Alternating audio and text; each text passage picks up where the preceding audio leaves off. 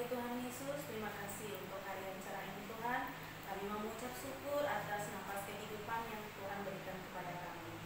Tuhan, sebelum kami mulai pelajaran kami mau mendengarkan sedikit dari firman Tuhan agar apa yang kami dengar dapat menjadi berkat bagi kami. Terima kasih Tuhan, di dalam nama Tuhan Yesus sama-sama katakan amin. Shalom anak-anak, jumpa lagi dengan Mr. Rudi di renungan hari ini. Bagaimana kabar anak-anak semua? Tentunya baik-baik ya. Nah, renungan firman Tuhan hari ini Mr. beri judul Paulus yang bersukacita. Sebagai ayat pembuka, Mr. akan bacakan di dalam surat 1 Tesalonika pasal 5 ayat yang ke-16 sampai ayat yang ke-18. Demikian bunyi firman Tuhan.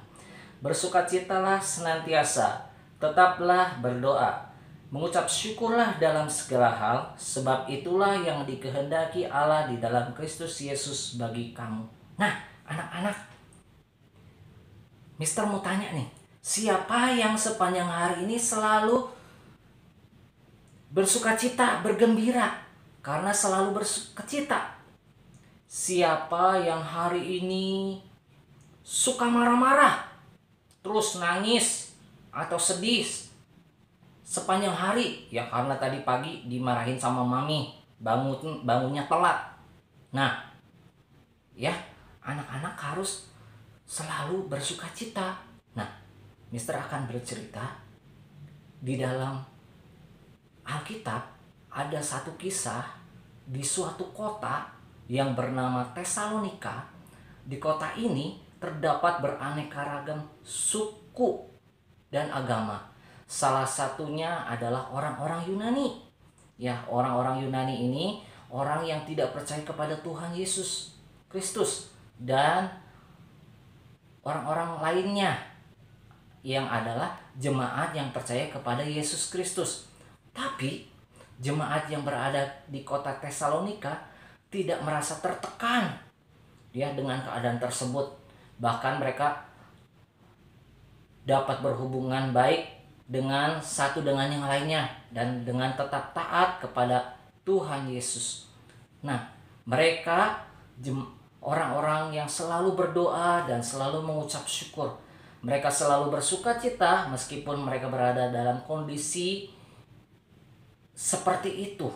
Nah, kita sebagai anak-anak Tuhan yang telah ditebus oleh darah Yesus pasti akan lebih senang dan memilih untuk selalu bersukacita dan bergembira, kan anak-anak?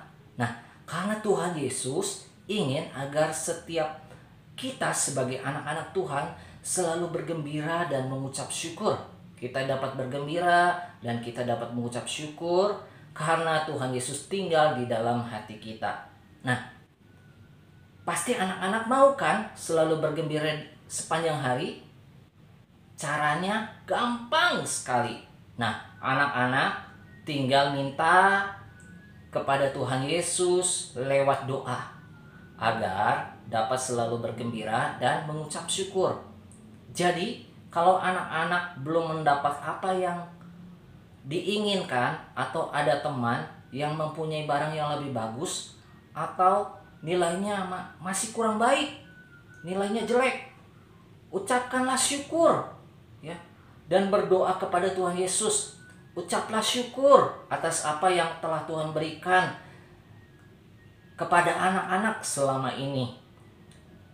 Anak-anak tidak boleh menangis, tidak boleh merengek atau cengeng, karena Tuhan Yesus ingin agar kita selalu bergembira dan mengucap syukur. Nah, anak-anak, sebagai ayat hafalan firman Tuhan hari ini, Mister akan baca di dalam surat Roma pasal 12 ayat yang ke-12. Demikian bunyi firman Tuhan.